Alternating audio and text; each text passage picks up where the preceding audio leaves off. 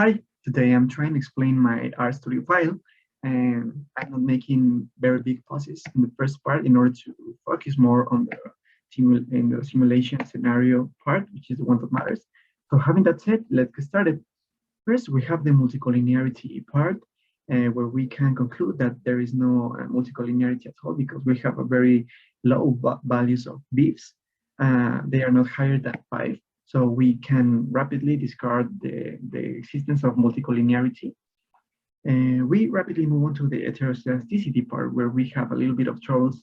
To be honest, we were not able to solve the heteroscedasticity at all, in spite of trying to do a lot of corrections. We were not able to solve it at all.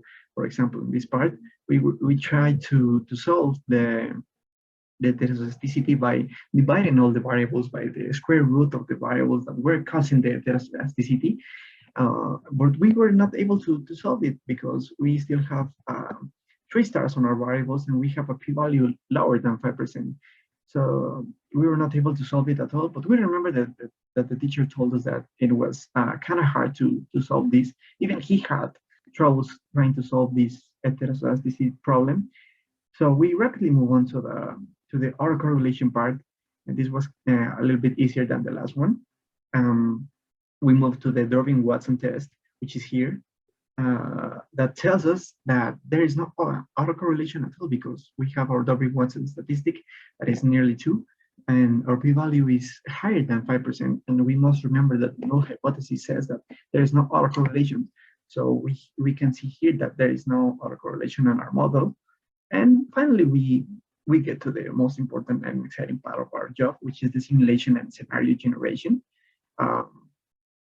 We move to the worst scenario and the worst and the best scenario possible for the Republican Party, which are here. First, we have the worst scenario possible for the Republican Party, which has a 25% of chances of happening. This tells us that they will have 54% or even less votes of the elections. The best scenario possible is that they will have 74% of the votes or even more, and this also has a 25% of probabilities to happen. And finally, we have the most likely scenario to happen, which has a 50% of chances of occurring, which tells us that they will get 63% of the votes of the next elections. And we move on to the strategies developed in order to help them to increase their numbers on the next elections. First, I need to do a disclaimer that the next strategies are developed with the one and only purpose of improving the results of the Republican Party. I don't feel related at all with the ideology that perpetuates this party. So having that said, we move on to the strategies. If the Republican parties want to increase their probability of winning, unfortunately, they need to keep promoting and discriminating the discriminating speech to attract more white voters. And they keep doing even stronger, they must keep doing even stronger racist comments against the Mexican culture because this attracts more white voters. Also, they ensure they affect positively the numbers of the party. So the strategies here are to not help the insurance companies to get closer to more and more people and practically make their life of these companies impossible by not helping them fiscally or legally. So basically make their lives harder.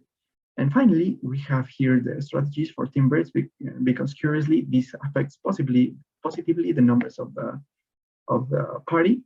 And the strategies here are to not give the widespread of an importance of sexual education in schools, to promote the ideology of pro-life and finance and promote the pro-life and conservative movements, and finally to provide medical care to the young pregnant women to help them to have their babies. This will help the Republican Party positively. And that's it.